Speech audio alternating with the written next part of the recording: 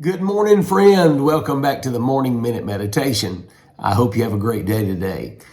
The Bible said in the book of Isaiah 42 and verse 8, God said, I'm the Lord, that's my name, and my glory will not I give to another, neither my praise to graven images.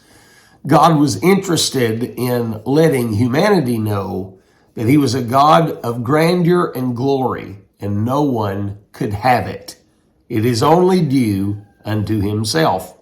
There's a lot in the religious world that bothers me and should bother you.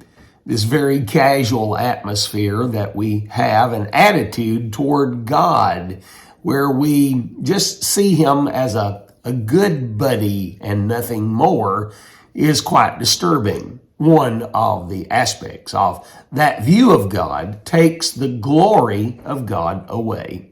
The word glory is found in your Bible on 402 different occasions. The phrase glory of God is found 17 times. Now, ironically enough, only 2 of them are in the Old Testament, and the other 15 are in the New Testament itself. One of the greatest pictures we see of the glory of God is in the dedication of Solomon's temple.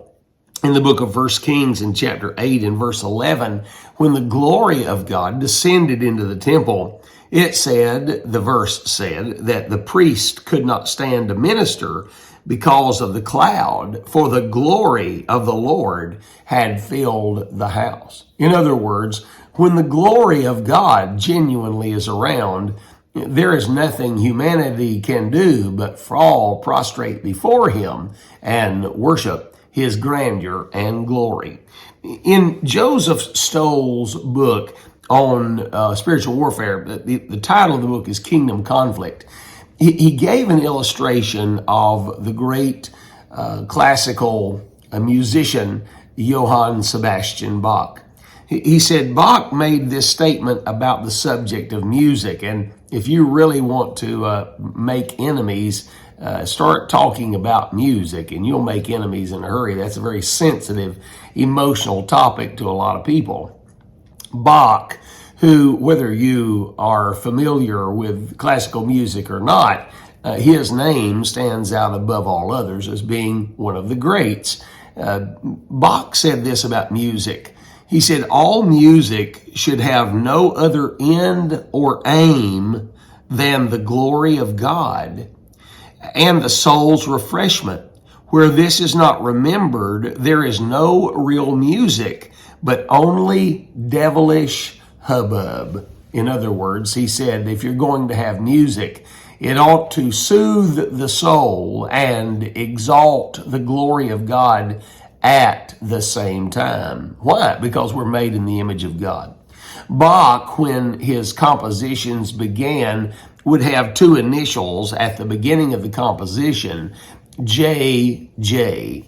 It stood for Jesus Juva, Juva. That statement just simply meant this: Jesus, help me. In other words, Lord, help me as I compose this piece. It is said by Joseph Stoll in his book that at the ending of a Bach composition, it would have these 3 letters, SDG, which stands for Sola de Gracia, which simply means to God alone be the praise. Let me ask you this question today.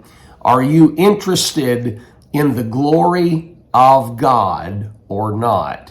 He's worthy of glory. He will have his glory.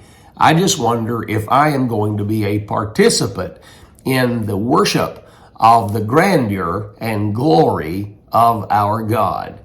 He's not just a buddy. He is the Lord of Lords and King of Kings, and we should fall prostrate at his feet. Consider these things today, my friend. Have yourself a great day.